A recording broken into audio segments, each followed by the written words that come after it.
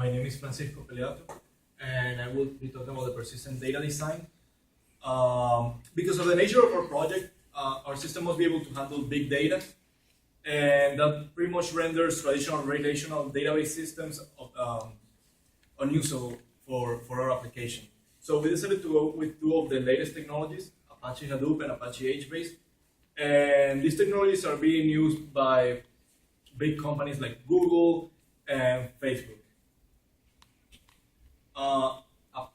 Hadoop is a distributed file system that can process mind-boggling large amounts of information, and it does this by storing them on a cluster of computer of nodes, and some of the nodes serve as data nodes, which store the actual information, the actual data.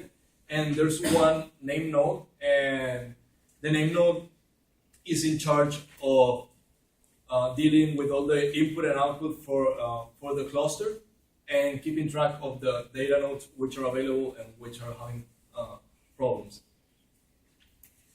The problem with Hadoop is that it only offers sequential access to the data, reads and writes. So what if you need random access to your data in the Hadoop cluster?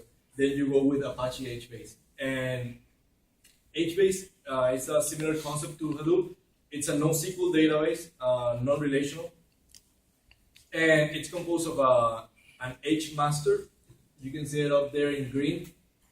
And region servers, which are the big gray blocks down there. The region servers are where the data is stored. I have tables there, and the tables are split between the nodes.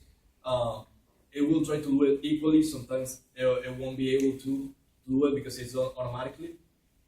And the H master is the one who is in charge of coordinating, again, reads and writes, request response, and keeping track of the available region servers. Ultimately, the information is stored in Hadoop, so there is the integration between HBase, the database system, and the distributed file system is seamlessly, and that again allows for the information to be redundant. So if one of the nodes fails, the information has been replicated somewhere else and can still be obtained. Our only point of communication with Apache HBase is through the cache controller, and it talks to the zookeeper, and the zookeeper pretty much abstracts the whole implementation of HBase. So it resolves the addresses for the HMaster, for the region servers. So you only deal with the zookeeper, and the zookeeper is the one who gives you the data that you're requesting. Right now, we're using Hadoop to store all of our information that we're getting from Twitter and historical information which we have already processed. And we're using HBase for the implementation of the cache control. So it only keeps the latest results, the stuff that is going to give you when you go to a website. And that information is only being kept for about a day, which is the time that the information remains relevant.